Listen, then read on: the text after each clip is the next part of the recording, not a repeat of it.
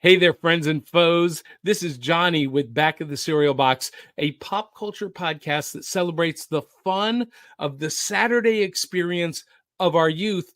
But we can't think of a better way to start your week than checking out Chris and Amanda's Song Swap Showdown.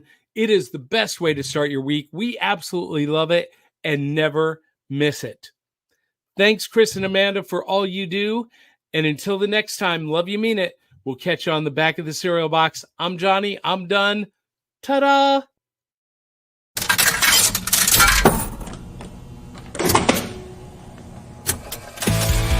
Chris and Amanda always online.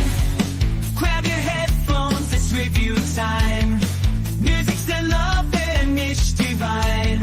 Laughs and insights mixed like wine. Every strong and every beat. They analyze, they can't be beat. Tuning it on the socials neat. Join the fun and take your seat. If music's your thing, come along. Hear Amanda sing her song. Chris brings the notes all day long. Together they make us strong.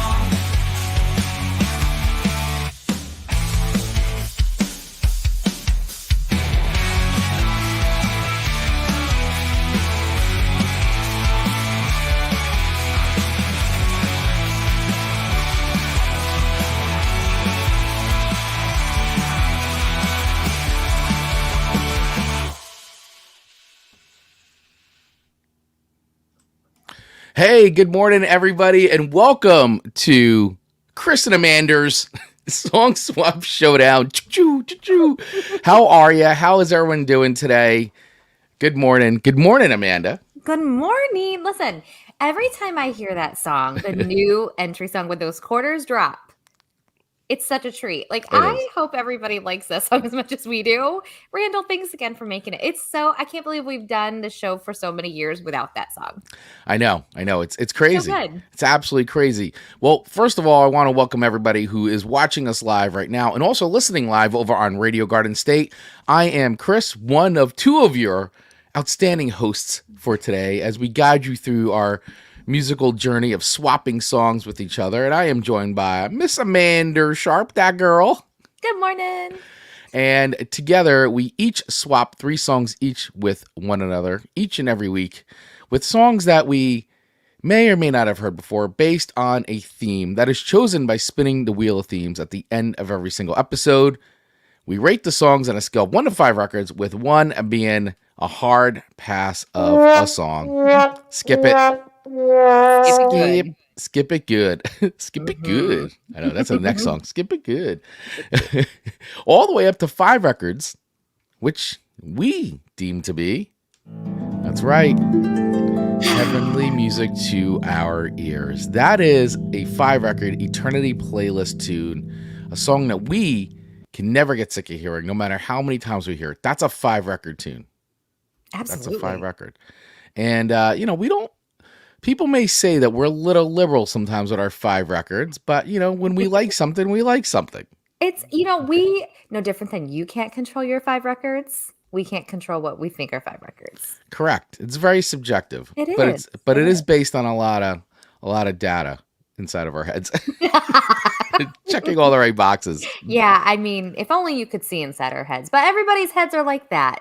We all get drawn or dislike songs for different reasons. Yeah, absolutely. That happens a lot. For sure. A lot. And I may be accused of being too soft on you, as I've heard from others, especially last week. I listened back to the show, man. I took a beating last week. I got berated by Tony for sure. Not from me. Of course, not from you. I was enjoying the good ratings, the good record ratings. Yeah. Yeah. So yeah, you did a little bit, but that's what, that's what Tony. That's right. That's what Tony does. I'm used to it. Relationship, decades of friendship. It's been doing it since high school. Nothing has changed. Yeah. So for those of you that are just tuning in for the first time, obviously, as we do the show live, people can comment, play along with us, razz us. And last week, my buddy Tony, he's been listening to the show since we started 4 years ago, and checks in whenever he can. And he was definitely giving me the business last week for being too soft with my ratings to Amanda, because Amanda seems to be very cutthroat and ruthless when it comes to like one record or two records. But he says I go soft on you. So all right, duly noted. But I give an objective opinion based on data and fact, not to be cunning and ruthless like other people we know who side with the wolf in the Three Little Pigs story, as we learned last week too. So if you missed last week's episode, which was all songs about animals, go back, watch that on the audio feed or on YouTube. It further concerns people about myself. It does. It does. Okay. Absolutely. It does. Okay. It's okay. You are safe on that side of the screen. You are safe on that side of the screen. So, so speaking of which, if you are watching us on YouTube, please hit that subscribe button wherever you're watching us, as well as the little bell so that you get notified every single time we go live, which is every Monday at 8:15 a.m. right here on Facebook, YouTube, and Radio Garden State. So for those of you listening, make sure you follow Radio Garden State over on Instagram at Radio Garden State, of course, Facebook and X, Twitter at RGS Radio NJ. And of course, you could follow Song Swap Showdown on all platforms. We are everywhere. We are present. We are ever dropping content. So follow us over on Instagram at Song Swap Showdown. Also our website, songswapshowdown.com, for all kinds of info and cool things. And if you like the show and you'd like to support us, please think about joining our Patreon account, where we do drop exclusive content made just for our Patreon members, like a weekly audio program where I go over new music. Sometimes I string together all the song suggestions that we've gotten for that week too, so that way those songs are not left unheard, because man, our audience does a great job giving us song suggestions, and this week is no different. So we will get into some of those. But Amanda, before we go any further today, if you haven't seen the title of today's show, what are we talking about today? What kind of songs are we swapping? What is the theme? We are swapping, because the wheel spoke and we listen, songs about mystery, suspicion, all that type of stuff. I was going to go in Amanda fashion, very, very serial killerish this week. But in light of the current events, I was like, I'll just go basic mystery. Should tone it back. I toned it back because it seemed appropriate to do. Yeah. I hear you. Absolutely. Yeah. I mean, listen, it was this week's show was pretty fun to try to find video songs for. Yeah. And a lot of times too, like the songs you think are mystery, and then you listen to the lyrics and like, I don't know if this is really a mystery. I mean, obviously mystery can be a metaphor for a lot of things, which I think for a lot of our songs that we did pick with each other, mystery is used as a metaphor as opposed to actually like solving a crime. Yeah. Well, I think like a couple of my songs, or at least one of them, is definitely more about solving crime. So I was trying to find things too that were like unsolved. Like I was just trying to mix it up, and there's a lot of, and then like we got some suggestions for like spy stuff, like like Secret Agent Man. That was a recommendation. I know Tony, I think, recommended Secret Agent Skin from Murphy's Law, which is a hilarious tune. But like, you really get on that. Try to like what qualifies as a song about mystery, and it becomes actually pretty broad. And the cool thing I found too, which now I'm like, I save these playlists, even though I didn't bring them onto the show. There was like really cool playlists of like 60s and 70s and 80s, like detective movie, like people like putting like together soundtracks and things. And I was like, this is really cool. I will say one of the most difficult things about preparing for this show when I decided to just go mystery, just mystery, like there are so many instrumental things that go along with mystery. Things. So you would go through, this sounds great. And then it's just instrumental, which I love because I'm in my jazz era.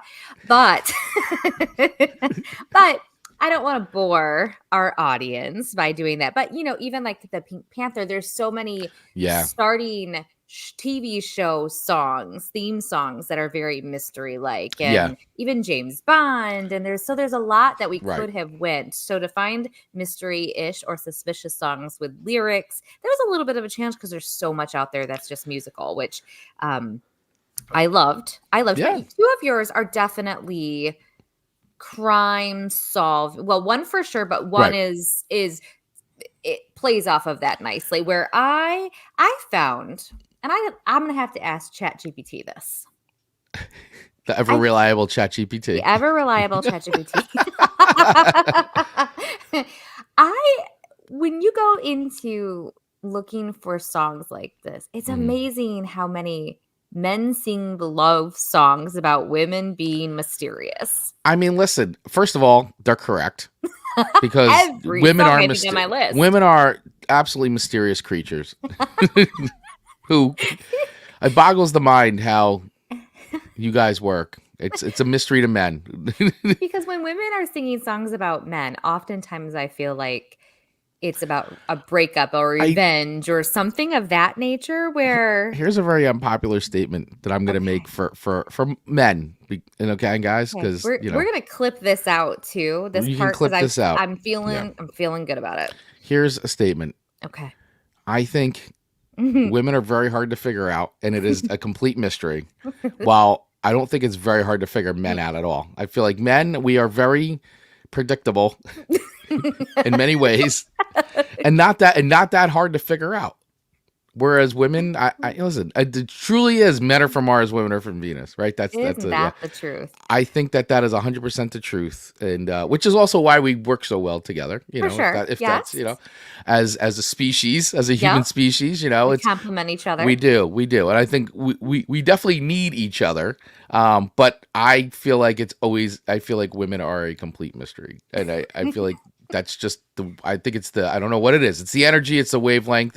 I don't know. It just is. So fellow men out there who are tuned in and listening, do you agree with Chris Baglio's thoughts on women are just mysterious and tremendously hard to figure out? I mean, I don't know what about my serial killer board that you put up every week would indicate that I'm hard to figure out. I mean, it makes so much sense when I look at it. I mean, it doesn't do that for men. Does that look confusing to men? Because this is how I feel. No, listen, is it confusing? Yeah, I just feel like, but I also feel like this is part of the fun of, men and women, is men trying to figure out women constantly, and men and women just sitting back and laughing, go, look how cute he is trying to figure this out. Look at him. I'm going to let him keep working on it. I'm not going to tell him exactly what I want. I just want you to keep trying to figure it out. That's the game. That's the game. He wrote a love song about me. What more do I want? Based on my mystery. Exactly. So there you go. There you have it. So I think that, listen, men will only write songs about pretty much, I'm going to say two things. About a love for a partner, whoever your love is pointed to. So that's one. And number two is pretty much about food and drinks. And if it's in the country genre, about dogs. Both. Yeah, and about dogs. So you can put the dogs in there too, and then but it's like that's kind of it. I mean, or all the places they visited, which usually is because of a woman or a significant other or partner or something. So most likely the food and drink is tied to a woman. Correct. So there you go. I mean, it's all. Whereas I think women have an unlimited amount of things that they will write songs about, and it'll still be mysterious to men. Yeah. Well, and I think all of my songs prove that point today. Yeah. So I think this will be a really fun show as we begin to dive into our tunes. Dave Mattingly checking in with Good Morning Musical Murderers. Good morning. Ooh, I like that title today. Man, we say this all the time, but we have to catalog all of Dave's his quotes. We should just put them all on our shirts or just, I don't know. Somehow I feel like we just got to somehow use all these because Dave puts in so much hard work. So we got to do. So of course, Dave and Ian, who is our friend from Australia, checking in with, I would say it's a mystery why this show hasn't been picked up by every radio station throughout the world. Ian, thank you. But it's been picked up in enough places that we found you, and we're so happy you're here every Monday morning with us. That's right. Evening for you. Yeah, evening for you. And we're so glad to be here on Radio Garden State. So, but yeah, thank you so much for saying that, Ian. He's saying, being from Australia, I've chosen to view this theme upside down by choosing songs that are a complete mystery to me, how they became hits. Genius. Wow. That's a really good spin, Ian. That is a great spin, Ian. I like that. I like that. I like that. And let's see. And just one more here. Oh, Dave was in reference to me being soft on Amanda. He said, "Go for the throat, Chris," by Dave Mattingly. And also, as far as Amanda siding with the wolf and the three little pigs, those pigs had it coming, Dave says. What? Yes. And give me the bacon. Yeah. And one more here for me. And nothing wrong with a good instrumental. I could listen to Tommy Emmanuel play guitar all day. Oh, yeah. I mean, I love instrumental music. So I absolutely love it. So for everybody else watching live, once again, please feel free to play along. As we go through our songs today, let us know how you would rate them on a scale of 1 to 5 records if you agree or disagree with our ratings. Let's dive into our first tune today on our theme of songs about mystery. I don't have a sound effect for that. Mystery. Who's going first this week? I feel like I've hogged it the last couple times. Okay. So I'm gonna give it to you. Alrighty. So your first song to me this week should be of no surprise for longtime listeners of the show. Because if there's two things you need to know about Amanda, it's one, that she makes really good sourdough. This is true. This is true. Not to brag, which I've yet to ever have because you live like a billion miles away from me. I know. And number two, she's a huge Elvis fan. I love him. Elvis aficionado. Despite what they have said on YouTube, calling you a poser because of your top 10 list of Elvis songs. Thank you for the algorithm bump, but how dare they? How dare they? How dare they? She has the CDs to prove it. Absolutely. She's been to Graceland. She's done all the Elvis-y things. And my child, my one and only sweet baby, who's almost 18, was born on Elvis's birthday. And I arrived at the hospital with an Elvis diaper bag. I mean, what more Elvis do you need? Yeah, how much more Elvis proof do you need? She has the receipts, Elvis. All fandom. the receipts. Got the receipts. Leave Amanda alone. And when it comes to Elvis fandom. What I like about this song is the version that I gave you to listen to and rate is different than the original recording. And I want to play them both together when it comes time because I think you're going to see it's going to be why my list is definitely different than the commercialized top 10 Elvis list. There's a distinct difference of sound and energy. Right. And this song in particular, it's a really good example because he continued to play this for decades. And I love this version so much. Yeah, I was going to ask you about this version because this, of course, the version. So once again, the song is called Mystery Train. Let's just back it up. So it's Elvis Mystery Train. And the version you gave me to listen to, Elvis and Dick Bogart, because this was sort of like it's Mystery Train with Tiger Man. So it's a kind of a montage. Nice interweb, yeah. Right. And this is off of the Today, Elvis Today live. I guess is every song on here live or is just that song live? I think all of them are. Okay. And Elvis Live is a whole different energy too, which I love. Right, which we've talked about before. And I've actually liked that. Every time you've given me songs from that version, that Elvis Live, I've actually liked. And so this was released in 1975. So getting close. This is the later stage of Elvis, the jumpsuits, the Vegas Elvis. Oh, yeah. Where we have talked about this before. Feeling like Elvis's singing, though, was a little bit better. Right? We've talked about this before that you felt like Elvis was a little bit of a better, maybe stronger singer back in those, like in the later years as opposed to the earlier years? I think he's just so much more confident in his singing and in control of how he's singing, what he's singing. Where in the beginning, I think they made him stay within a very, very specific lane and don't go out because the world wasn't quite ready for him. And so his later years, that was gone. That filter was no longer there. And so I think he got to perform and sing the way I think he sang with his body in his later years. And I feel like you can hear it compared to the originals. Okay. In the earlier stuff, All right. Yeah, absolutely. And I thought that this song, because I actually hadn't heard this song, Mystery Train. I wasn't an Elvis song I was too familiar with. Now, I'd like to ask you, because you are the Elvis expert on the show, and not a poser, but when we were doing our top 10 list, this is not on it. This is not on the list. Is it anywhere in the top 20, or is this just because it fit today's theme? I think it's because it fit Okay. today's date, but it probably is in the top 30. And I know that Okay. seems like that's criticizing this, but when you have a catalog as big as Elvis Presley, I mean, 30 songs is even putting a dent into Right. his whole Right. song list. So Right. top 30 is still a wonderful place to nestle. Yeah. Wonderful Miss- place to nestle. Now, and this one was not in any of the movies. Am I correct about that? I don't believe so. Yeah, because I was doing a little research and it didn't come up.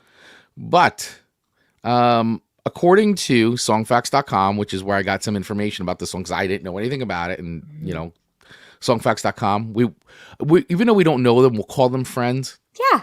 Because they're basically like a third member of the show, even though they don't sponsor they don't sponsor the show or know that we exist. But and I want to say, when we say every week, but we'd love them to be a sponsor, it is not that we haven't tried to get them as sponsors. We have tried reached out to them multiple times, and they're just like, whatever. Like, there's just no response. It's just no response. They're like, no, yeah, we pass. Next person, please. But that's okay. We still use them as a resource, and we cite our references here. We do. All right. So according to songfacts.com, Mystery Train was written and originally recorded by Junior Parker in 1953 for San Phillips' Sun Records. Parker was a renowned blues musician from Memphis who is best known for this song. He was known more for his singing rather than for his guitar playing, and never achieved popularity of players like Buddy Guy or B.B. King. Parker was just 39, when he died in 1971 of a brain tumor. Elvis recorded the most famous version of the song, also on Sun Records, in 1955.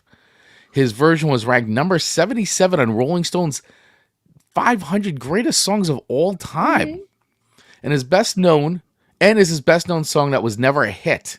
It was released as a B-side of "I Forget to Remember to Forget." Wow, what a title! I forgot to remember you. It's a struggle for a lot of people. Yeah, I forgot to remember to forget. Wow, and other artists to cover this song include Bruce Springsteen, Paul Simon, Ricky Nelson, Tom Fogerty, and The Doors. So I got to be honest with you, I did not know any of this about this song. I can't even remember hearing this song in any form. Actually, it's just completely has flown under my radar. And I would say, obviously, we weren't necessarily alive and listening to the radio when this would have been right. So I don't know how well played this was on the radio whatsoever. But it is a staple on any Elvis collection CD or record.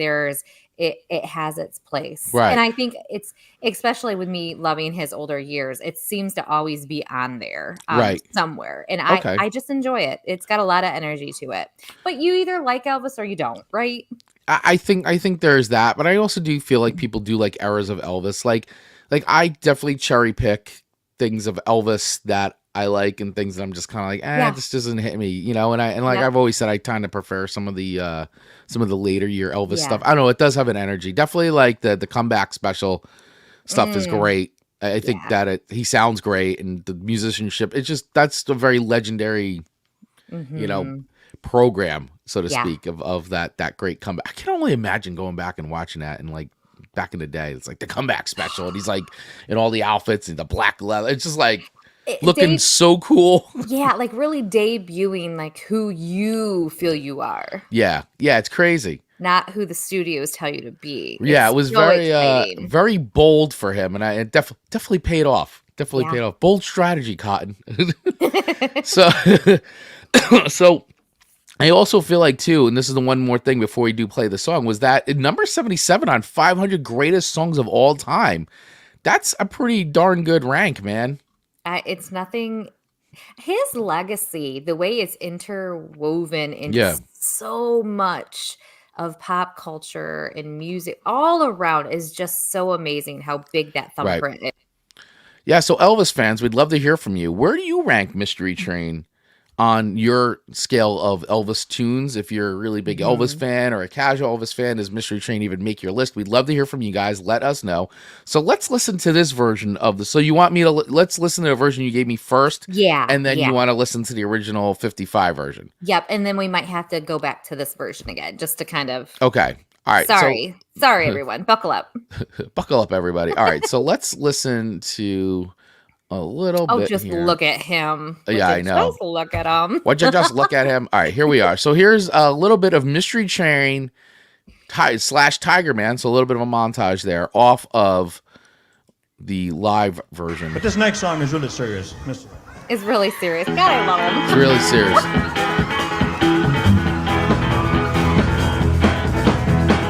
Train I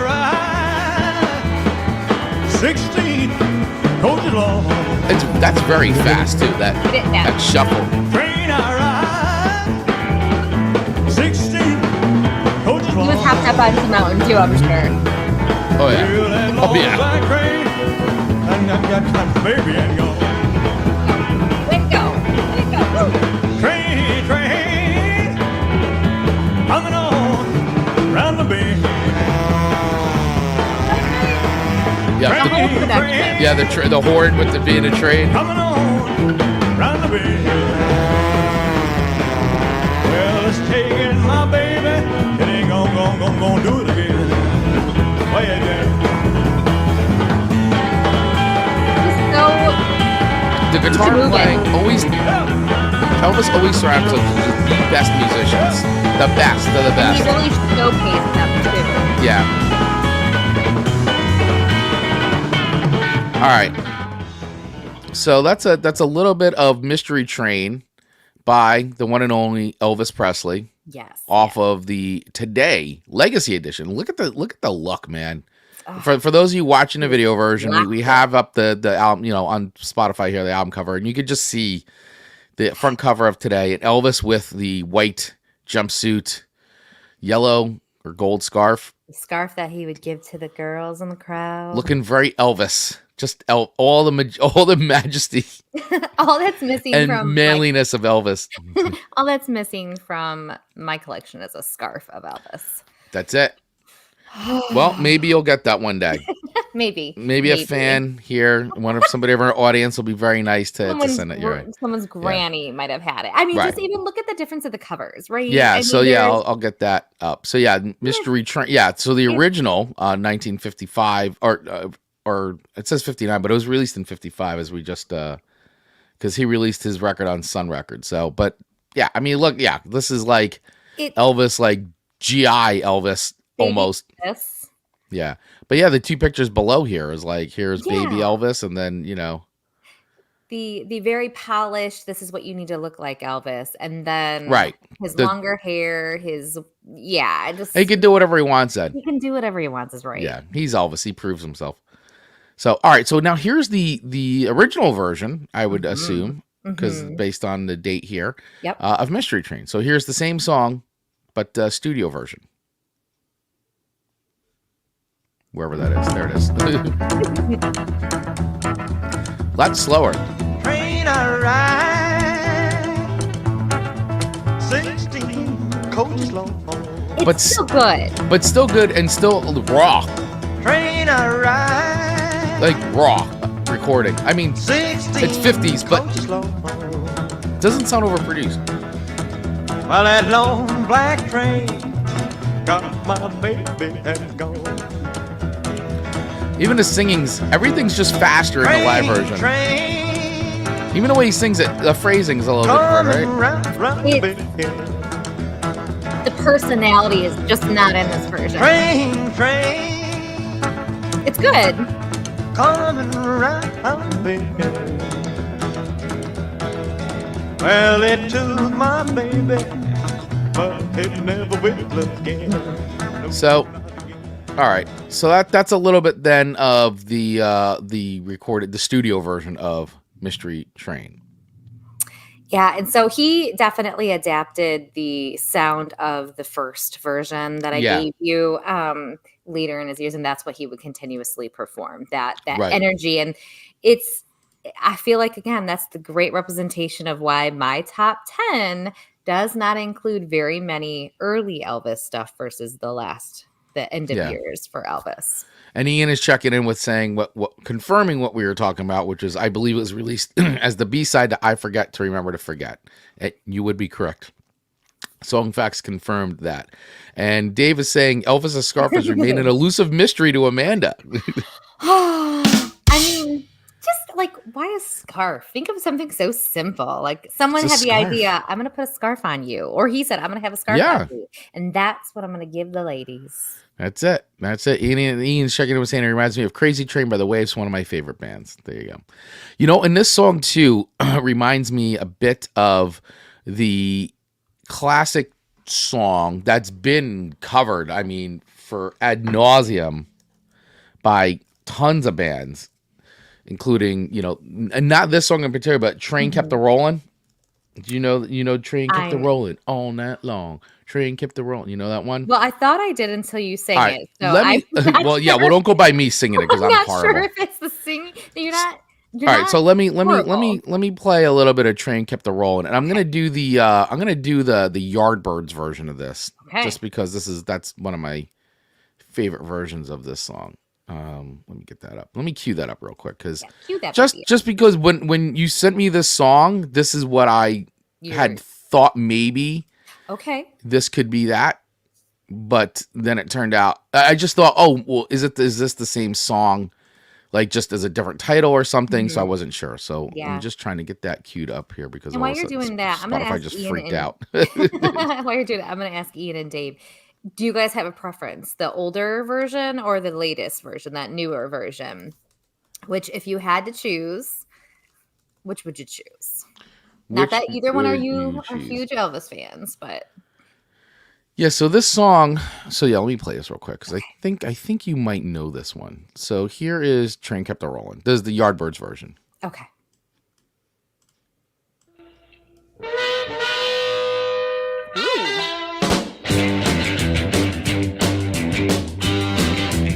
You know how much we love the Yardbirds. Love the Yardbirds. No, not the same song, but when you initially gave it to me, I thought maybe. I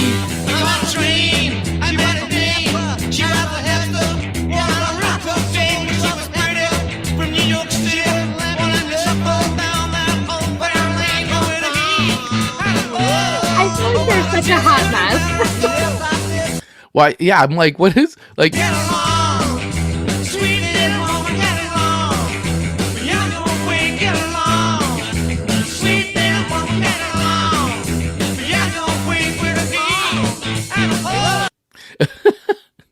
I think there might be some reason. I think there's like two things playing at once. It sounds like a hot mess right now.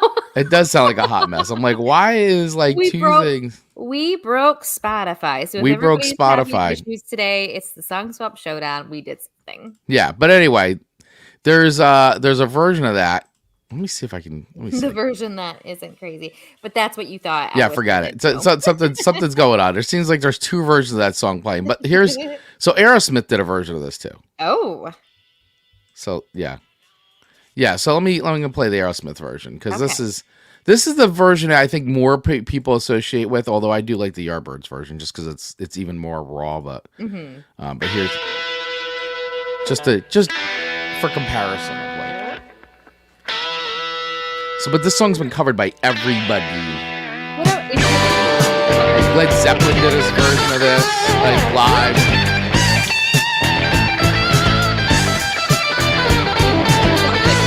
Yeah. I met a dame. She got a handsome, what kind of look the same? She was pretty from New York City. I'm walking down that old fair lane. I'm in love, but just couldn't tell her so. I said the train kept rolling all night long. Train kept rolling all night long. Train kept rolling all night long.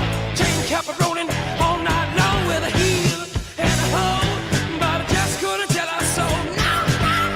So that's Train Kept a Rolling. So this is why when I first gave me that song, that was what I went to. And that song was originally, Train Kept a Rolling was originally done back in like, I think it was like a big band, because the Yardbirds were the first to do a cover of it before, but it was, here it is, written by Tiny Bradshaw, Howard Kay, and Louis Mann. The song was originally performed by Tiny Bradshaw's big band in 1951. Okay. And then Johnny Burnett recorded a rock version in 56, and the Yardbirds popularized the song with their rendition in 65, and then Aerosmith covered it in 74, often playing it as their encore. So, and I've seen Aerosmith a couple times, and they do usually close with that one. So just to bring it back to Mystery Train from Elvis, I had thought maybe this It was was like, that. Well, but and very similar though. and well, you're not probably wrong because that recording of both, the early recordings were both Yeah. 50. So your ear is probably picking up the similarities, even though they're two different songs. Right. But both songs about women. Yeah, exactly. So I know we spent a long time on this song already, but whenever we have Elvis on the show, it always gets into a deep discussion. So, all right, so listen, where do I going to rate this Mystery Train by Elvis on a scale of 1 to 5 records? Didn't know any, like I said, going into this, didn't know the song, didn't know anything about the song. I love how you're smiling already because you're like, but I actually enjoyed the song. I thought it was kind of cool. So it was kind of cool to like hear a different Elvis song that I guess people consider to be a really popular Elvis tune that didn't make my radar. I didn't know it was there. So I would probably put this at a 3.3. Okay. I enjoyed it. I mean, I don't know at this point if I would I don't know if I would choose to put this on from an Elvis standpoint, but it's on my radar now. What if you had to choose a playlist, one of your many playlists to put this on? Right. Where would you put it? Like summer? I don't know if it would be on the summer one. It may just kind of be on like sort of like the I sort of have like a little bit of like a garage rock rockabilly kind of thing going on. So I may throw it on that playlist. Okay. I think for sure.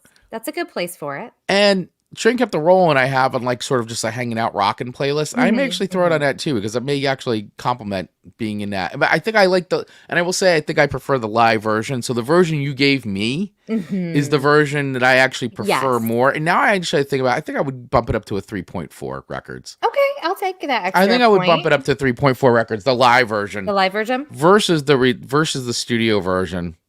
I think would nestle in nicely. I think I like that. I think that, and so I think you preferring the newer version, we have Dave Medley also saying he prefers the later version as well, and Ian saying the newer version too. So all four of us weighing in at this moment are all talking about the newer version seems to be the winner. So if you're not an Elvis fan, listen to some of his like newer stuff, and you might become one. Yep. Absolutely. And then Dave is always saying next week train songs. Not bad idea. Not a bad idea. We have to add that to the list. I think Ian's saying, I think Chris has more playlists than his NFL team. You want to be wrong after that disaster of a performance. Being a New York Giants fan is hard. It's okay. Hey, it's hard right now. It was nice when we were winning Super Bowls, but you know. There you go. Opposite. It's been hard to be a Lions fan up until the last couple years. They've looked better, but they'll always be the same old Lions. Come at me if you want, people, but it's the truth. Well, hopefully the fortunes will change this season. Probably not because I want it for them, but it's also the Lions. Like it's just the way it is. Poor Lions. Poor Lions is right. All right. All right. So thank you for my 3.4 record rating. You are welcome. I appreciate that. So let's go into your first song to me, That's which is mystery based as well. Mystery by Dio. That is correct.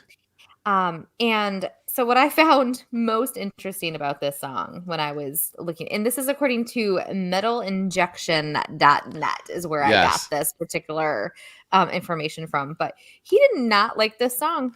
No, he did not like that song. He thought it was too poppy. Yeah. Which when I listen to it, I don't hear it as poppy as a non-metal type of person. So I don't necessarily like hear that and go, I would say poppy. But I guess from his standpoint, I could see. And he didn't want his fans to think that like he sold out for good sales or whatever. But the rest of the band seemed to really like this song. So he gave in and he did it. And incidentally, I think I kind of like it. Yeah, I mean, it's one of those things where it's funny too to hear him like that interview when he did it, whenever that interview was in metal. Because I found the same article too, and I was like, oh, really? Because Jimmy Bain, who I think was a really great songwriter with Dio, great collaborator with Dio, especially on those early records. Because one of the things that was really interesting with the Dio documentary, which I highly recommend going out and watching that, even if you're not a fan of Dio, but you're just a fan of great storytelling of creatives.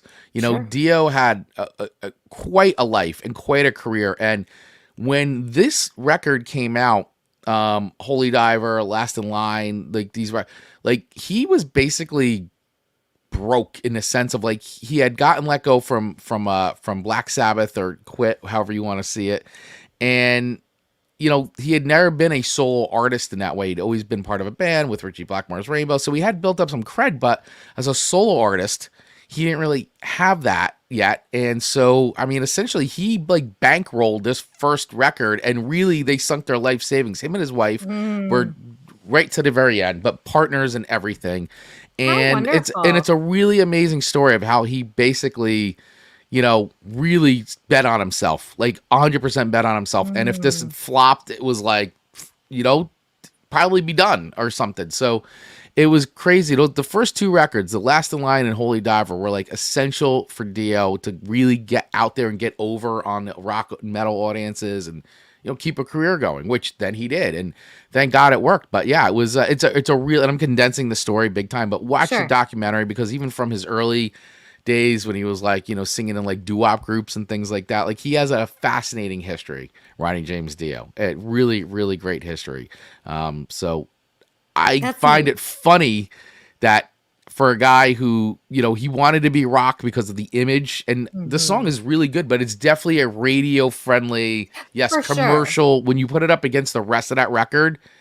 But I also feel like it works because it stands out as like a pop song, you know, it works. It works really well. It's almost like kind of refreshing when it does come on the record, when it's sequenced and you hear Mystery come on.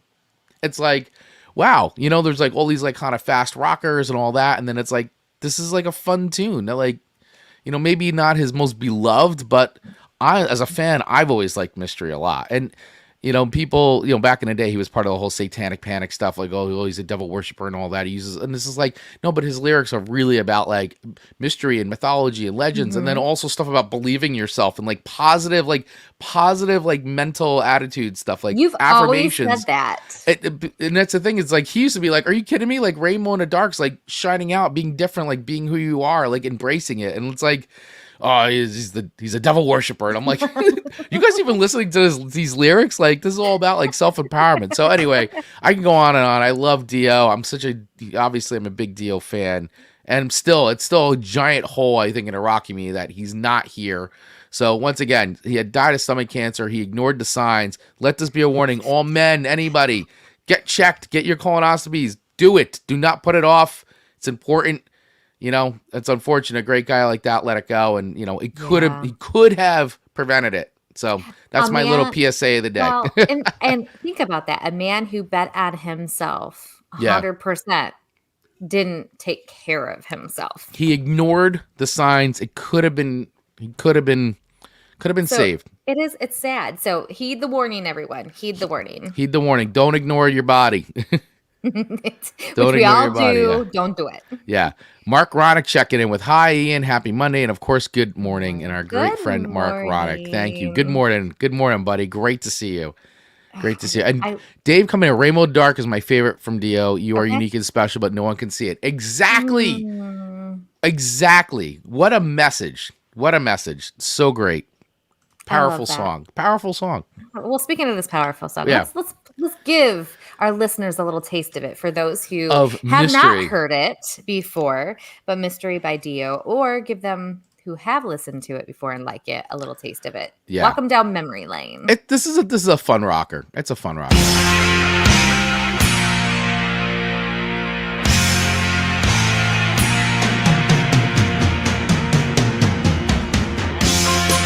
I like how I always go straight to the shoulder back and you do drums. I love the keyboard in it.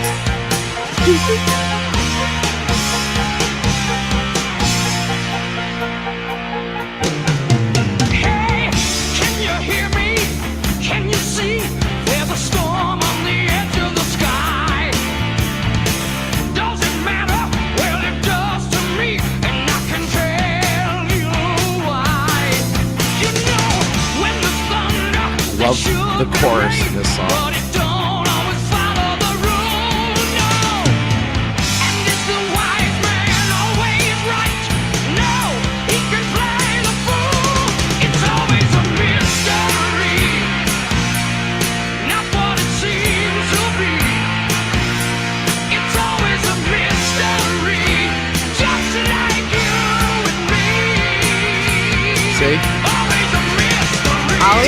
listen. Always a mystery, just like you and me.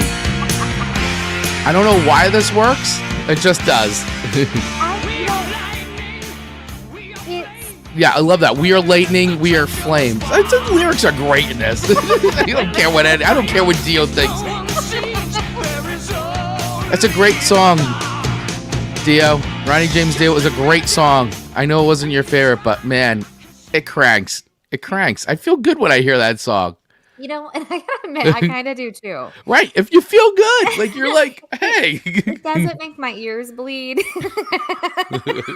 which is something I use during season 1 for anyone who's new listening. I use that phrase a ton because, listen, both of our music palettes have been cleansed and expanded. We've added a lot of seasoning to the songs we listen to. So this would have been one that really pushed my limits as a listener in season 1. Okay. But into season 4 now, I mean, I just feel like it's got some good energy. It does get you moving. I feel like this would be a good driving song, right, on a road trip. It that is when you're definitely needing that extra boost of energy to get you to go those extra miles. It's a good little song, and it checks the boxes of the mystery that we're hitting on today. So where do I rate this song? Where do you rate Mystery by Dio? Where do I rate Mystery by Dio?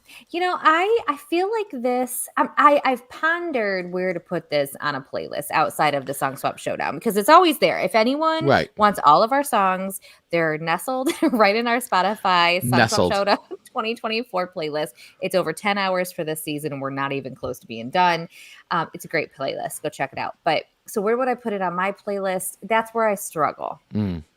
Okay. Am I working through a life playlist? I have my Halloween, my Christmas, my jazzes, my work, like the store music, chill music. So I don't know where I put this. So maybe I need a new playlist, right? Maybe it's time for a new playlist. How about songs that make you feel good?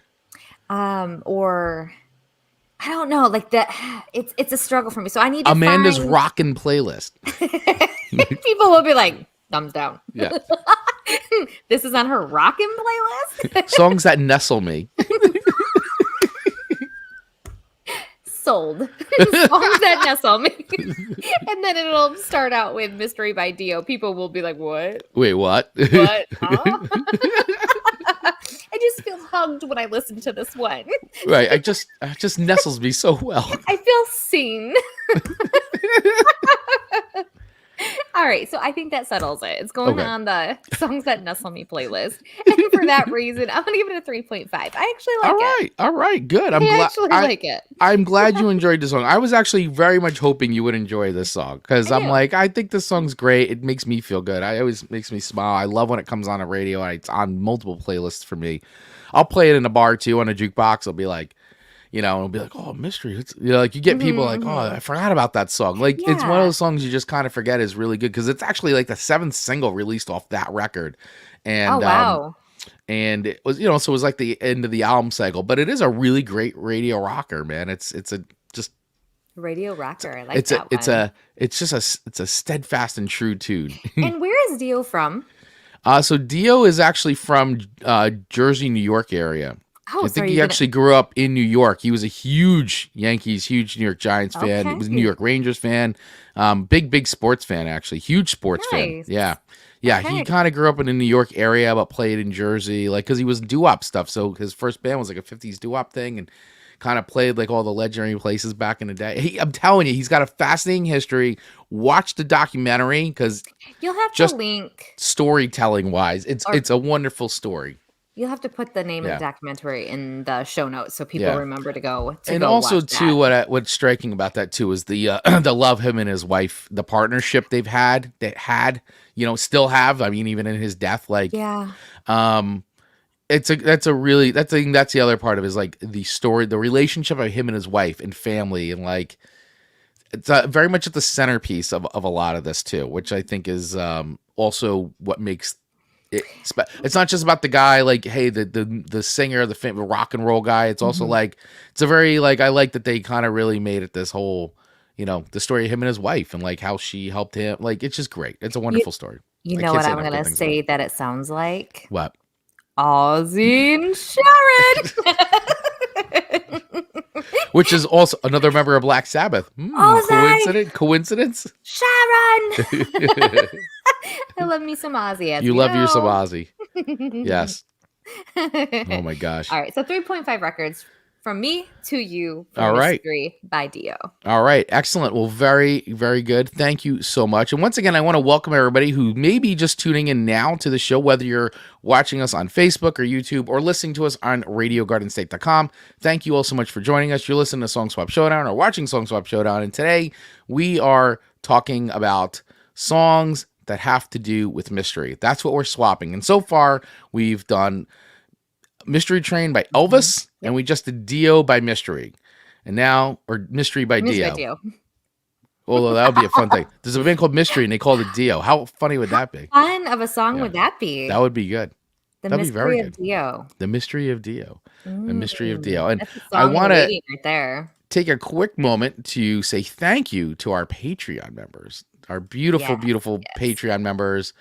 Amy White, Mark Ronick, Dave Mattingly, Mr. Ian from Australia, and Johnny Beyond and the Back of the Cereal Box crew. Thank you so much for your support of this show by joining our Patreon. You could join our Patreon as well if you'd like to support this show by using the link in the description. You could head over to patreon.com/Song Swap Showdown. Or if you're watching, you could actually scan that QR code on the screen. You see our little virtual record shop that Amanda and I broadcast from every single Monday, our record store. So right there, you can scan the QR code and be taken right to our Patreon site. And honestly, you can join for as low as $1.50 and you'll get access to all kinds of exclusive content, such as more videos, audio, I guess programs, feeds, I don't know what audio shows that I do where I play music, stuff that's maybe left over from this, where our wonderful community has shared their suggestions, and just some new music that was released that week as well. So please feel free to join us over there. We would love you forever and ever and ever if you would do that. We love you already, but we'll love you just a little bit more. The support is just, we are so great. Like every person that shows up on Monday mornings and is live with us, our Patreons, it's just, it means so much. Thank you. Yeah, absolutely. And Ian saying, love me some Aussie. Thanks, Amanda. So, you want to do the song suggestions that we got and then move into song twos? Okay. All right. So let's do this real quick and then we'll move into our second song. So as happens every week, and we'd love to hear from you guys too. So once again, if you've got more song suggestions, let us know as we're going live here. We'll be happy to read them out or drop them over in Facebook. But Dave Mattingly, the VP of the VIPs, checking in once again with his song picks for Amanda and I. And he's also got song picks for Ian too. So he is saying my mystery songs for Chris this week. Amy X Newberg, Life Stepped In. The Primitives with Noose. And Tricky. Ooh, good one. Murder Weapon. Tricky's a good, that's a good deep one, man. Thank you for the Tricky tune.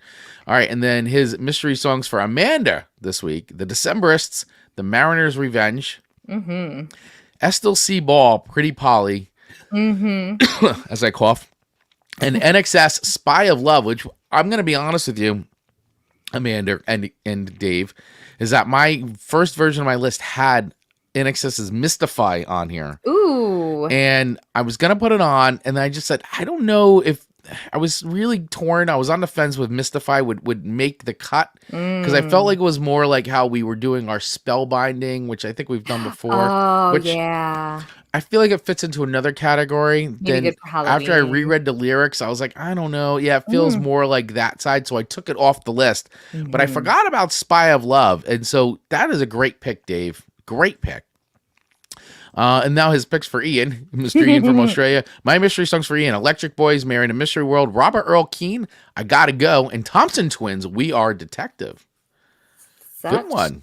Good Such picks. eclectic playlist from Dave every single week. Absolutely. And of course, Ian was saying he's picked songs this week that, just to reiterate, he goes, I've chosen to view this theme upside down because he's from Australia by choosing songs that are a complete mystery to me on how they became hits.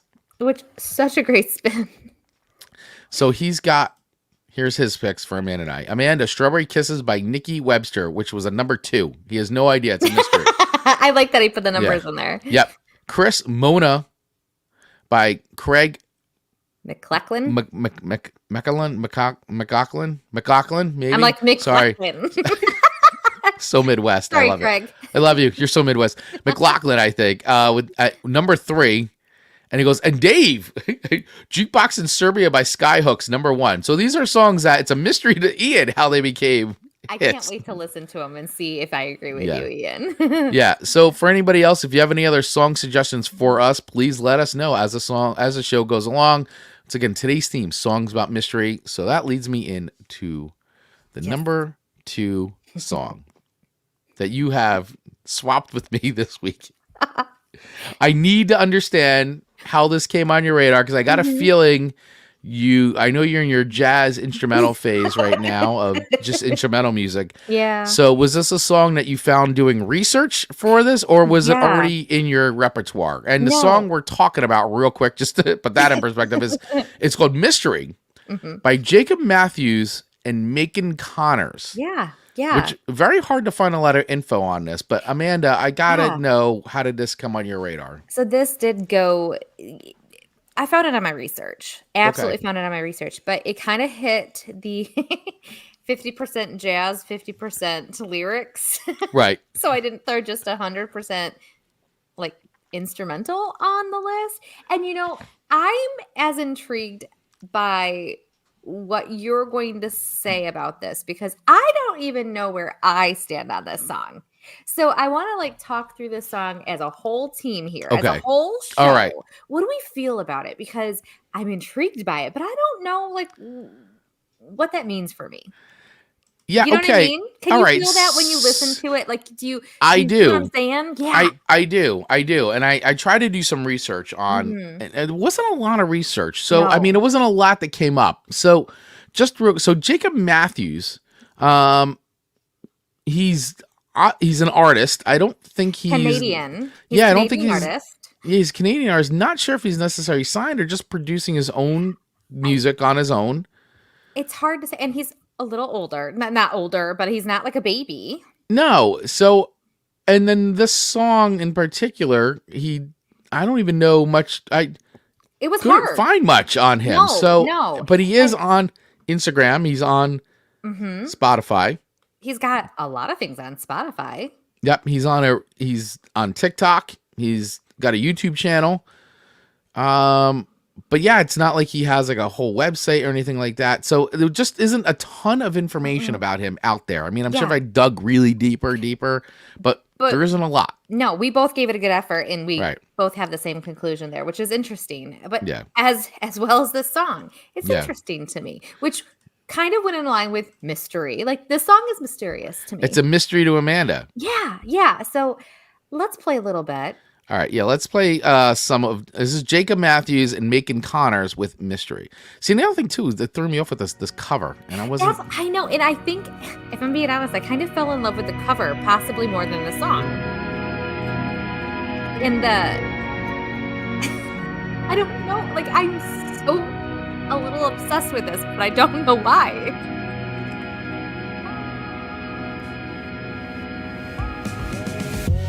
More's coming, everyone, I promise. Then you get some 80s sound going on. Yeah, it's some 80s-esque stuff.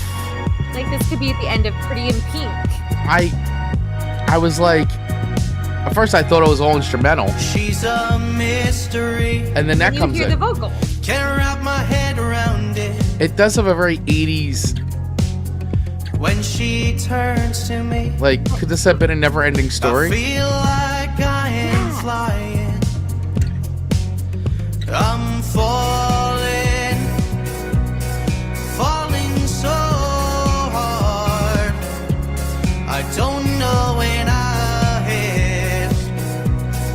Why would she set me apart? Whoa. And real quick, I just want to say too, the other thing that threw me off with this, and it threw Amanda off, is just to go back to the record cover. So if you're watching the video version of this right now, you'll see because we have it up. But it's literally looks like a very, it's a black and white photo of a guy dressed in very, country garb, cowboy hat. And I always thought, oh, maybe this is there's a country tune.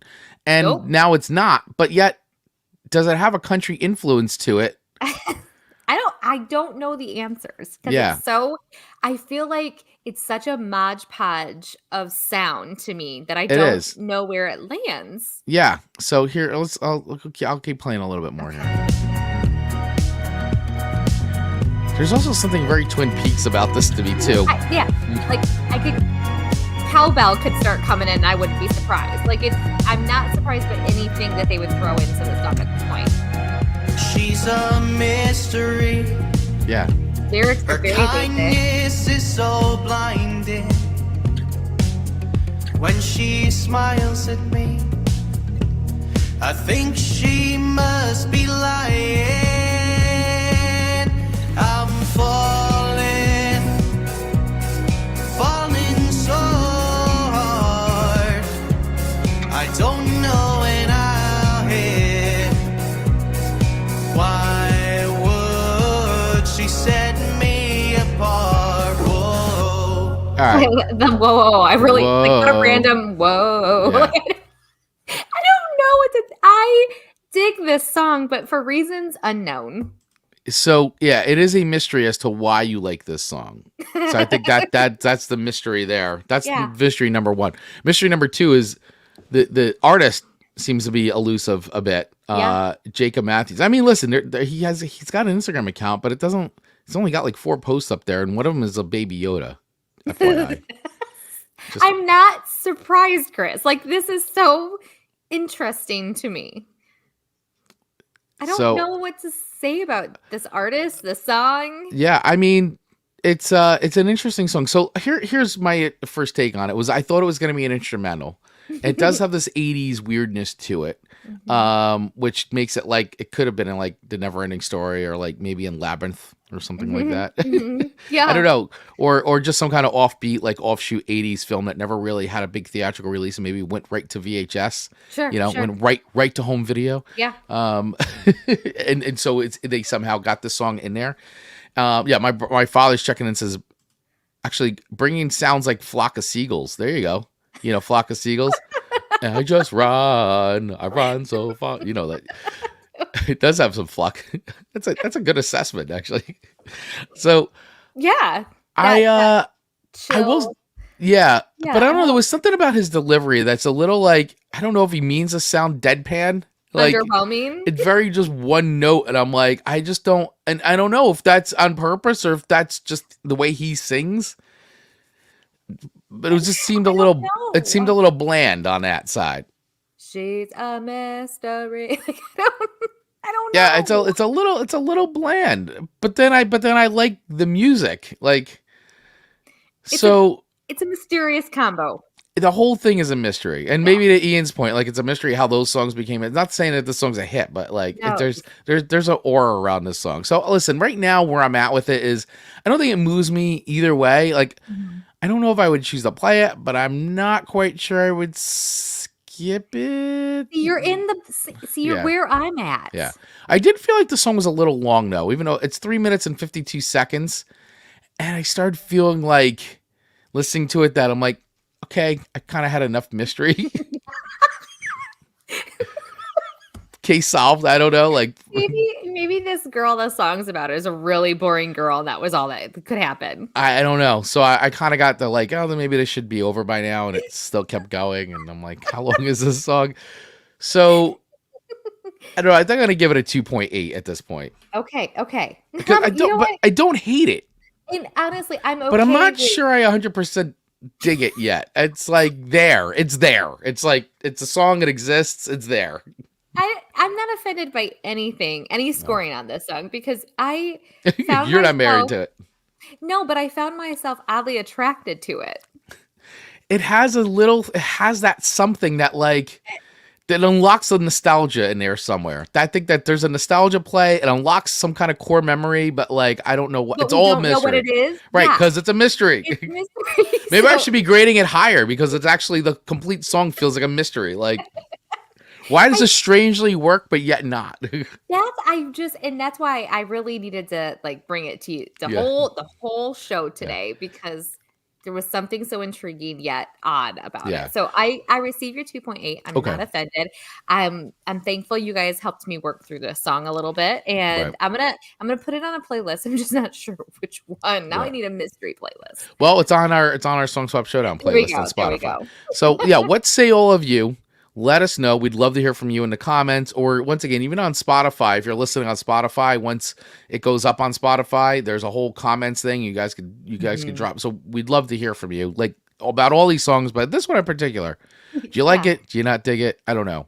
How do you feel? How do you feel about? Help us work through it. So working through life playlist, working through songs about life playlist. Ooh, that's a good one too. That's a good new playlist. All right, moving on to your second song to me, which is Watching the Detective by Elvis Costello. What an interesting artist. Let's just focus on that from The River in Reverse to My Aim is True. Like his albums and how different they sound, like complete different artists. The way he's not afraid to take on a challenge or sound different, or he has no niche.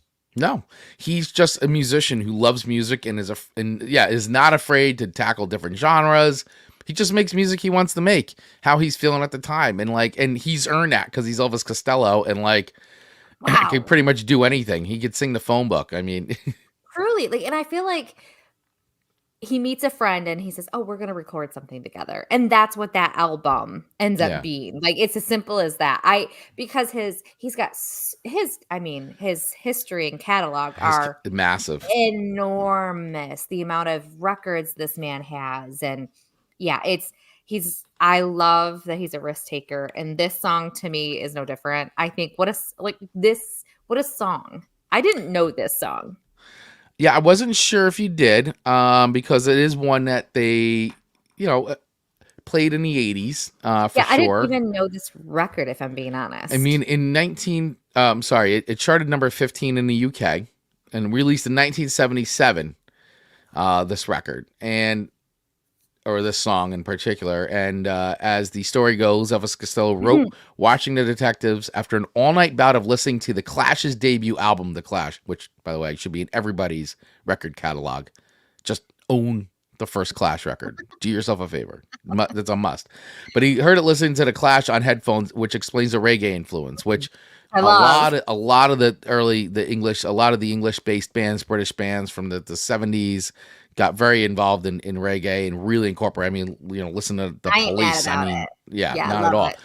So, fortified by drinking an entire jar of instant coffee, he stayed awake for 36 hours. Costello told Q Magazine in August 2013, "Why do you think this song is so jerky? I drank a lot of coffee." That story was fantastic. Yeah. The whole story behind this song is good. And man, is this cute. Yeah, it's always been one of my favorite Elvis Costello songs off of the My Aim is True record. This was actually, the song has had different B-sides on the single release. In the UK, 2 live tracks for Blame It on Kane and Mystery Dance. And in the US, the song Allison, which everybody knows Allison, which was the second single off this record. This song is it's just fun to listen to, and it's got all the detective images in it, total gumshoe, pulpy kind of stuff. But I love the reggae influence in this. I love reggae. So I as soon as I started this one, I instantly was captivated. This is a cute, fun song, and the lyrics are good. Yeah, they are good. All right, so let's play a little bit of for those of you that don't know this song by Elvis Costello. This is Watching the Detectives. I love his delivery in this too. His just vocal delivery is great. This is classic Elvis Costello.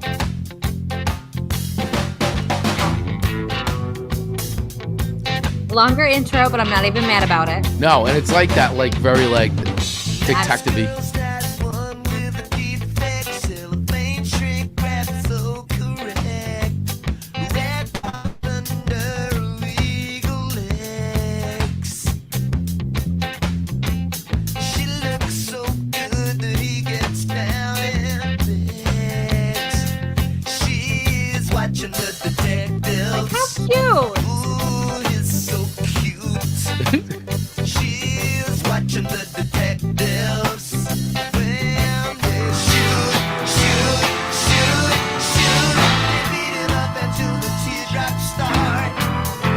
It's like a very noir-y feel.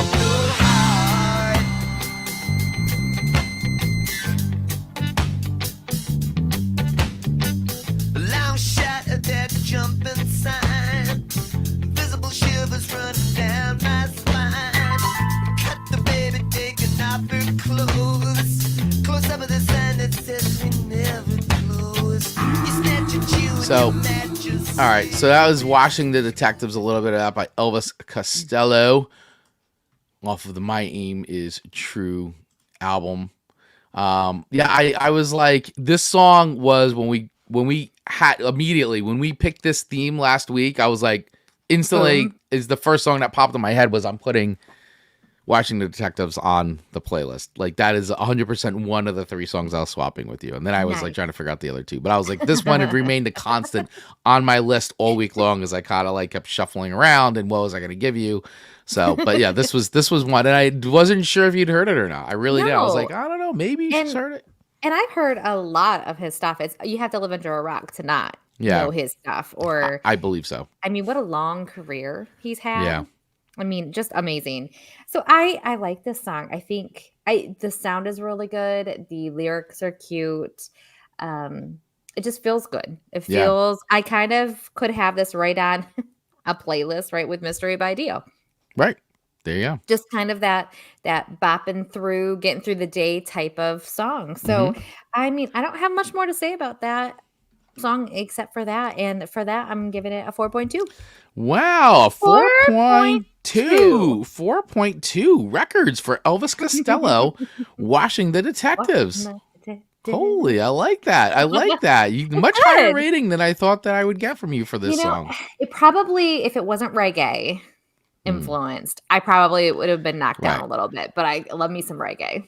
And Ian is saying it was probably his biggest hit in Australia. That's funny.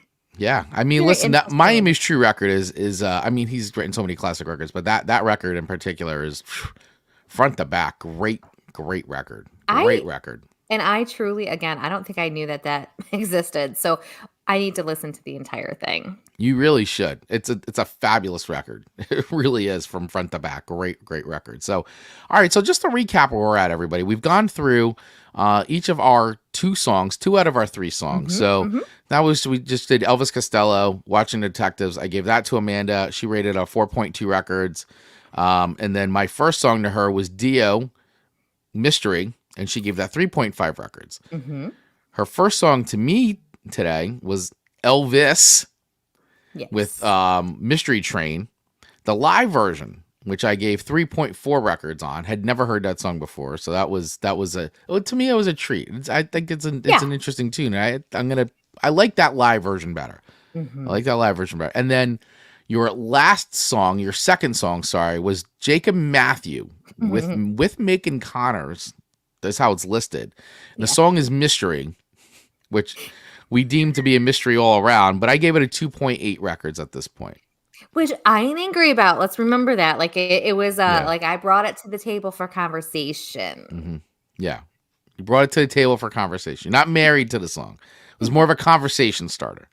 That's right. Gotcha. It's like at Stranger Things when Hopper gets to the place and he's like, mornings are for coffee and contemplation. That's what we were doing with that song. That's what we're doing with that song. Coffee and contemplation. All right. And Ian is saying Elvis Costello, he's married to jazz musician Diana Krall. Interesting. That is true. That's a true story. All right. So now we're moving into our third songs. First of all, thank you everybody for hanging out. If you are just joining us, welcome to the show. This is Song Swap Showdown. Amanda and I are here every Monday at 8:15 a.m. Eastern Standard Time right here on Facebook, YouTube, and of course, Radio Garden State. Make sure you keep it tuned here all day to Radio Garden State. If you're a Radio Garden State listener, we got lots of programming here all day. Directly after our show today, we've got Behind the Counter with the Food Czar at 10:15 a.m. So keep it tuned here. Lots of shows all day long on Radio Garden State. All right. Our third and final songs of each other. Yes. And this is a good transition from Elvis's song to the song I gave you. The song you gave me, which is J Boog, Mystery, off of the Backyard Boogie record. All right, Amanda. how did this song come onto your playlist this week? This also was just in searching mystery. Okay. And I was going down the list. And when I clicked down this one, I said, oh my, this is so great. Yeah, so J Boog is a real name Jerry. Jerry Fialoyi. I'm sorry, J I'm going to Boog butcher. is much simpler. But he is an American Samoan reggae singer and songwriter. He's released 3 albums that have reached the top 10 in Billboard reggae albums. With his debut, Hear Me Roar in 2007, and Backyard Boogie, which is the song we're going to be from the record we'll be talking about there, 2011, and Wash House Ting in 2016, both reached number 1 on the reggae albums chart. He was born in Long Beach, California, and grew up near Compton with 6 siblings in a Samoan American family. I tell you, I love doing this show every week because you're either giving me songs I don't know or I'm finding songs myself that I don't know. And this one, I had never heard of J Boog before. Had you? I had not. And, I listen to reggae, but I wouldn't say I know a ton of the reggae artists beyond some of the obviously Bob Marley and, of course. the legends, right? The legacy artists. But I'm always happy when you give me reggae because then I go, ooh, this is cool. I hadn't heard this music before, which is one of the fun parts of doing the show. Yeah. So now I'm like, oh, this is something I can add to my repertoire of reggae artists that I've been collecting as I listen. I go, oh, that's really cool. Let me add this.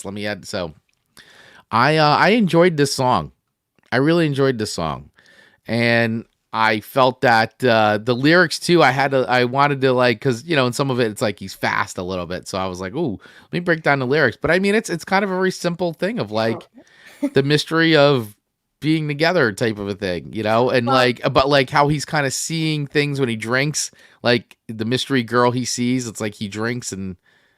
Well, in the thing, so this song, I always, every episode we say Marcus.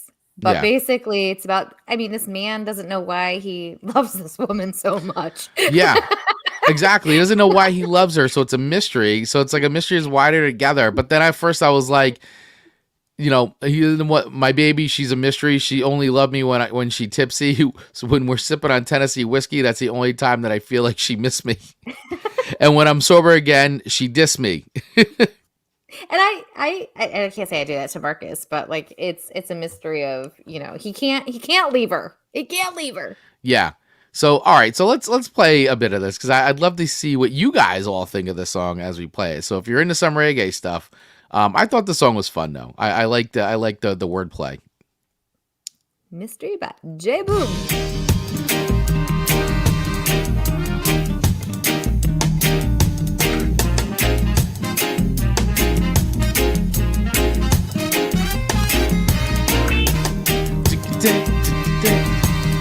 Instantly in a mood. Yeah. This is Amanda and Pressed Rose, just like. I know. Use my hammer. Never knew a girl that made me feel the way you do. I remember talking it up until the morning dew. And never knew that this can get so far. Love to lick it up from the top back of yard. Can't get over all the little things that you do. That special kind of rapping make me wind up the mood, boy. Whoa, girl, you done didn't know. About to flip it up and break your body down. She's a mystery. She only love me when she tipsy. When we sipping on Tennessee whiskey. That's the only time that I feel like she miss me. I know she's sober again. She a different sober. Acting like she don't wanna come over. Pulling in me driveway in a Rover. Driving me so crazy like a chauffeur. Then she stopped it up and back on me shoulder. All I was in love until she came up on the scene. Now infatuation got me feeling like a fiend. Staying up late, waiting all night long. Can't wait to see your face walking through my door. Now what the hell is up? There's a change in your attitude. Need some serious help and sign up for Council 2. Why? There you go. Need some serious help and sign up for Council 2. Hopefully the storm gets calm. Sirens wail out. Did they ever come around? It's just like... it's just the song is just very cheeky with the lyrics. I just think it's very good. There's a lot of good wordplay in this song. The lyrics I think definitely make this one. I mean the delivery is great. He's got a great voice. I love the vibe. I mean you can't help it, but it's like lyrics are really fun. They are cheeky, and the delivery, the cadence of how he's singing Yeah. it's I really enjoyed it, and I'm so glad I stumbled across him because I'm anxious to get down and follow him on all the other stuff. Yeah, so I really did enjoy this song. I thought it was very nice, and I thought it was a nice way to sort of bookend your playlist to me this week. So I would give this a 3.9 records. Okay. I would not skip this. I would choose to listen to this again, and I will be adding this to my reggae playlist. Nice. So J Boog, thank you. So yeah, J Boog. But that was Mystery once again. So, and for all these listening, if you do want to hear any of these songs, Amanda and I have curated this entire season, as we do every year. As we start the new season of the show, we make a playlist of every single song that we talk about here on the show. So you can hear this one right now. Song Swap Showdown 2024 playlist. Check it out. It's on Spotify. It's also link in the notes and QR code and all that. So, and I think you can get it through our website as well. But yeah, all the songs are there if you ever want to go back and be like, what was that song? Oh, it's right there. We forget that we have a website. I know. We always forget we have a website. It's like it exists to have a website. Yeah, I forgot until you just said that. I was like, oh yeah, we got one of them. That's right. Songswapshowdown.com. We have a website. Feel free to go check it out. You'll see it all the stuff that we do here though. So, right. And also don't forget to subscribe on YouTube. Follow the show wherever you get podcasts. And of course, keep it tuned to Radio Garden State. That helps us out tremendously. When you subscribe, like, comment, all the things, huge help to us. It really does. It makes a big, big difference. Believe me. It does. All right. So Chris's third and final song to me was Buried Alive by Senses Fail. What a neat song. Yeah, I thought that you might like the lyrics of this song. I feel like it would speak to you. And there's a lot of great, like, background about, lead singer Buddy and his influences and stuff. And I once saw him do an interview too where he was talking about like he big X-Files fan, big Twin Peaks fan, like, and then CSI stuff. So it's it's sort of like all those things that he loves watching on TV, and basically wrote a song about all the different mysteries and stuff.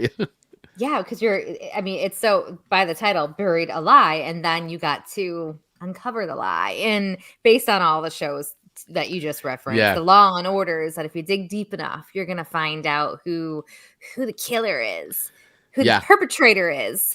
That's right. Yeah. So it was like, it's fun to like listen to. It's the whole story. It's like this whole, trying to, uncover the murder mystery. And that's why I think it's a fun song, and especially for the time too. Like, this band, I guess, is considered. I'm actually going to go see them with my friend Meg in November. We're going to see them there's a big Jersey band. These guys are a Jersey band, are playing with another Jersey band, Saves the Day. And these guys were back in the scene in the day when it was sort of like what you can call like, emo stuff at its height, whatever you want to call it. But that's, and this is off that first record that the first full length record that they did, Let It Unfold You, in 2004. 2004. That's crazy. I didn't even think this was 10 years old. 10 years already. And 20. Yeah, 20 years. Oh my God. Yeah, I'm like, yeah. Thank you. I'm stuck in a time warp, guys. I still feel like the 80s were 20 years ago, so I'm right there with you. But one of my notes that I wrote down was, it is so funny how the sound of a song, like that sound, that signature sound, transports you back decades. It can just take you, no different than 80s music does that, where this took me back to that late 90s, early 2000s sound. And it's a fun sound, even though it wasn't always my sound. Yeah. But it's really bookmarks a time in my life where I can go, oh, I hung around with these people during that time. I worked here at that time. Right. It's very easy. So while I had not heard this song, the sound of the song took me back. But what a fun, clever, neat song. It's, if I was more talented to songwrite, something that I would have liked to write. Wow, that's interesting. I like to hear that. I really wasn't sure how you would respond to the song. I knew you would like the lyrics, but overall, I didn't know how else you'd respond to it, because I know it's more, it's the punkier sound of things. A little, it's got some edge to it. But but not overwhelming. I mean, Right. I guess for me, because I was familiar with that sound, Mhm. from that time period, it wasn't. I mean, it's not like an offensive sound by any means. It's just It's not offensive. I'm not offended. It's so signature. Right. Yeah. No, it 100% is. I mean, it's like, a lot of the bands, a lot of music coming around that time had that sound, that like post-hardcore, post-punk, pop punk, pop punk with breakdowns. That's what how we've said a lot of the other, like easy core. Like it's sort of in that whole emo, that whole vein of bands that were coming out at the time, MySpace bands, like but that's true, that's sort of what it is. And I love it too, because these guys are from Jersey, man. Jersey during this time period. I mean, of course, New Jersey, we have a whole radio station here dedicated to music in New Jersey, radiogardenstate.com. So make sure you keep it tuned for all those Jersey bands. But in all honesty, like we've always had, New Jersey always been fertile ground for musicians. I mean, as well as your area, Detroit, Michigan. Yeah. But during this time, we just had a lot of these bands break. My Chemical Romance. It's like, Thursday. I mean, a list is endless. It could go on and on with all the great bands that kind of popped in the early 2000s around this time with that sound. Let's break down, like, geographically, like what you just said, though. So Jersey being like that breeding ground for talent. Yeah. Why is that some areas, is it just the resources and the people there around influence them and like encourage them? Because you just see these hot spots and it's not like, yes, of course, people sometimes move to those places to get discovered, but it's really, I mean, these people have been born and raised in the roots of that area. And how do some spots just create more talent than others? I think it has to do with sometimes sections and areas. Like when you look at New Jersey in particular, like we had a lot of hotbed spots for music. Places like Newark, New Jersey, of course, the shore, like Asbury Park, right? We talked, tons of artists we play in the show, Asbury Park, all the shore, Wildwood, the doo-wop capital of the world, essentially, like, and then of course our connection with New York, and so it's like a lot of this, like, and then you have the Philly area of things, and so I think it's just sort of like that migration of like Philly, all the different cities in New Jersey, our proximity to New York, and even like, and then Boston. So it's like, it all sort of like, when you look at all the bands that play it, it's just kind of up and down this whole like train of like, all the way Massachusetts, Connecticut, New York, Jersey, Philadelphia, Pennsylvania. Like, it's just sort of like this whole, and I just feel like it's just everybody kind of being inspired by all the things that came before, all the legendary artists. But I think when it comes to like, places like Detroit, like what the states they touch and the music that comes up, from the South and all that, like, I just feel like for some reason there's certain pockets and cities that when bands start going, it just creates an entire culture and subculture. Yeah. And before you know it, it feels like fertile ground, like Seattle. Like Seattle was all of a sudden, Los Angeles. Like some of these places become just hotbeds at a certain point where it's, record executives are flocking because one band broke out of that scene. So now they're going to sign every other artist or promote. And I feel like these music scenes, I mean, even when we did our specialty shows, the one we did with Dominic this year. Yeah.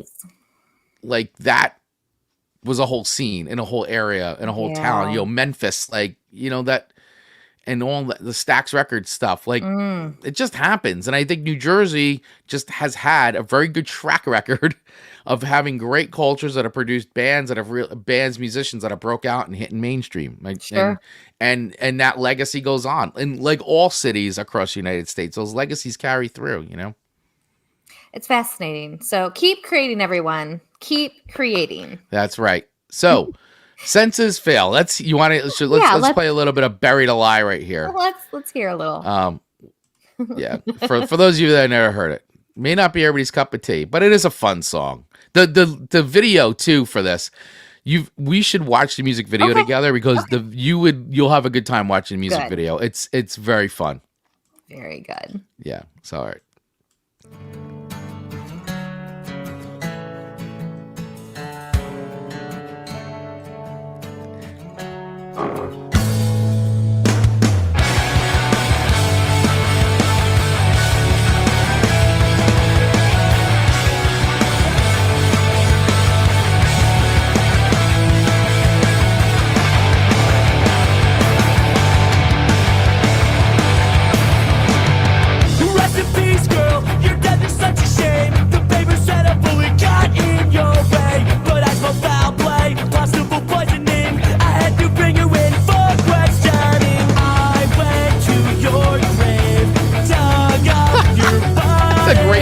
brought it to my house. So let's play Dr.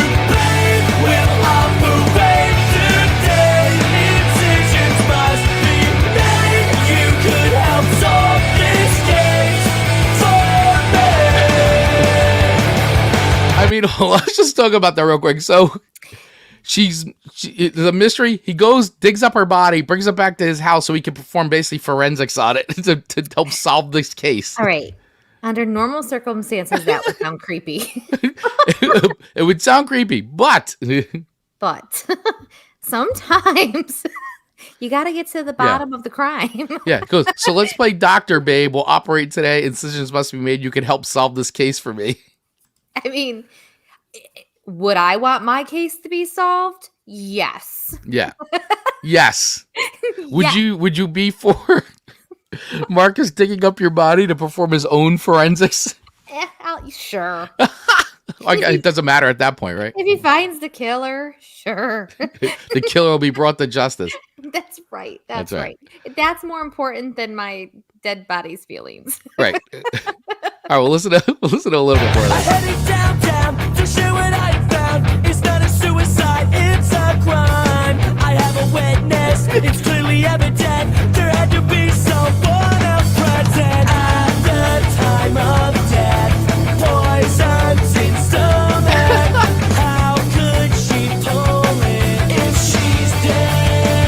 So let's play Dr. Babe. We'll operate today.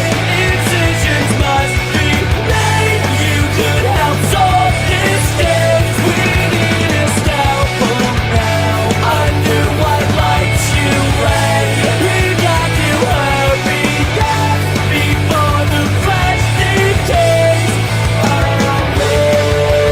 Yeah, so we have to watch this video because I think you'll really get a kick out of the music video. It's fun to watch, and it's a fun song. I mean, it is creepy and out of context. And Dave saying, to quote Amanda, under normal circumstances, digging up your girlfriend's corpse would be creepy. But but if it's for a reason, it's for the greater good. I've suspected foul play, and I'm going to solve the case. And I suspect, okay, PSA to our listeners, don't do this because I think it's a crime. I don't think you're allowed to dig up a person's body. No. So don't No. do it, even though I said sometimes it's necessary. Even if you suspect foul play, I do think you need a court order to do it. you absolutely do. So, the things that come out of my mouth, and I love how Dave typically quotes them out for me. Dave is the Song Swap Showdown historian here. He keeps all the quotes. Yes, I mean, it would normally 4 be years of evidence of Amanda's trial one day. It's like, what, me? It's like, we have 4 years of show evidence. I was thinking about this week when I was doing my research and preparation. I said, my gosh, I'm going to have to play every single show when they have a search history in court someday. Like, well, on this date you did this, but I'll go, but our show was about this. So it makes sense. Our show, it was in the themes. Let's don't take it out of context. Yes, it was the theme of the show. Go listen to it. And I have like an alibi. Yeah, that's right. So if I do any crimes, it needs to be the week of. Right. It needs to be the week of the show theme. So now anything beyond today, any crime beyond today would not be my alibi. Right. It had been last week. Yeah. It makes sense. Yeah, makes sense. Yeah, we just workshopped that idea. So all right, there you go. Oh my goodness. Oh, I guess I gotta rate this stuff. Yeah. So how are you rating our final song of today? Our final song. This one's fun, and so I'm not gonna probably listen to. I'm not gonna put this one on. Mm-hmm. I'm not gonna skip it. But it's not my favorite. But I'm gonna give it a 3.8. Okay. All right. Yeah. 3 point. I think not bad. That's actually a lot higher than I thought you would do it. To be honest. I dig the lyrics. Musically, it's in this spot, but when you add the lyrics and the creativity and I enjoy where the conception of this song came from, I think that's a lot of fun. So it deserves a 3.8, which makes you the winner this week. I have one Song Swap Showdown this week. You have. So, Tony, Chris was not easy on me this week, and I was not the winner. Yeah, I gave it 2.8, but I think it was all very fair. I think all my ratings. So just to recap our ratings for today's show, by the way. So 3.8. So I'll go on the songs that I gave to Amanda. Yep. So I gave Amanda Census Fail, Buried Alive, which we just did, 3.8 records.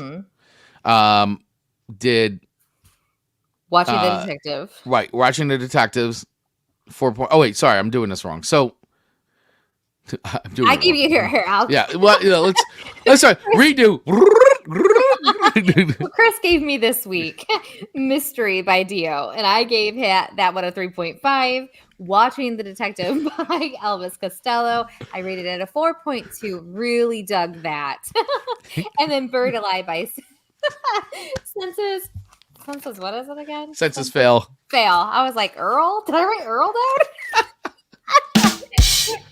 I gave it 3. Census Earl. Census Earl. Doesn't that just take everything? That totally changes the tone of the band. That's a different band. That was a side project. If this was Census Fail and they wrote the song Buried Alive, it would be that they like got caught, they tripped and ended up in the coffin themselves. Like it would be a much nerdier song than Buried Alive.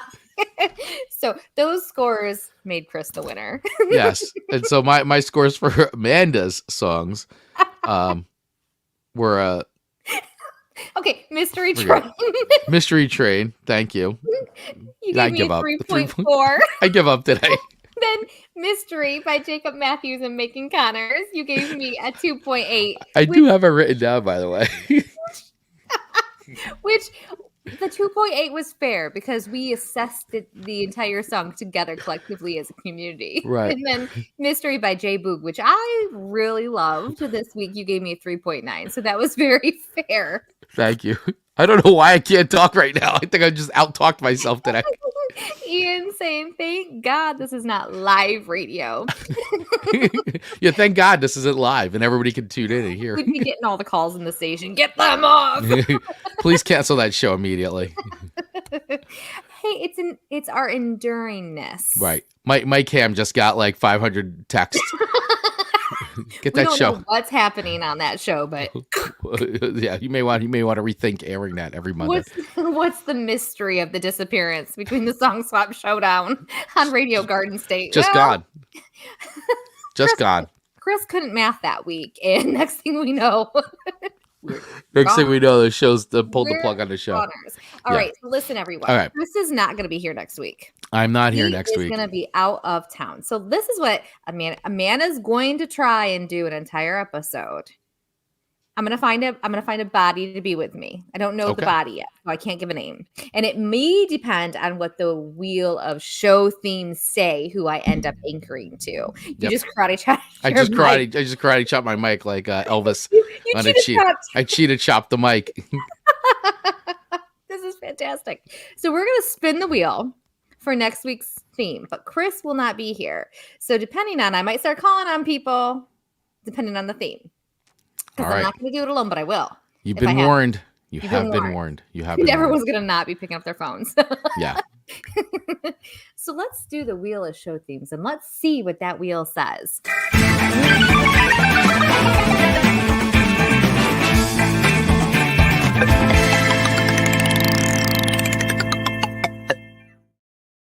All right. Here's that fancy wheel that we talk about every single week. Yeah. I still think I see the mystery thing still on here. We don't took it off. If it lands on air, we'll just spin it again. I like the spin. Oh, here it is. I will delete that. Boom. Ooh, look at simple. Yep, and I'm gonna shuffled it. I've shuffled it 3 times. Shuffle. So all right, let me close all these ads out here because we're not doing free ads here. Yes. All right, here we go. Spinning a wheel of show themes for next week's episode without me. I like that the wheel is called normal show wheel because we have other shows. We do. Ooh, what do we got? Oh, this is something that we've already covered. But we like to keep this on the wheel because there's so many cover songs. Yeah. And I think it's a really nice, and this is a great show theme to do with somebody who isn't necessarily a deep dive music fan. You know what I mean? This is a really easy theme for someone to join me. So everyone started expecting a phone call. Could this be a multiple participant song swap show? Oh my god! Oh, that could I handle that? Could you handle a panel? We're going into Monday knowing that this could be a hot mess, and that's okay. That's okay. It'll just be, this is what happens when Chris is away. Right. But more importantly, the show went on, and if it gets cut short, I do one episode by myself, and I think I'm capable. So we'll see. Fingers crossed. We'll see what happens. It's something will happen on Monday. Yeah, something may happen on Monday. Something's gonna go on. Absolutely. We'll have to wait until Monday to see how good it is. Have to wait until Monday to see how it goes. But so yeah, I will not be here on Monday. I will be possibly tuning in and watching the show wherever I'm at.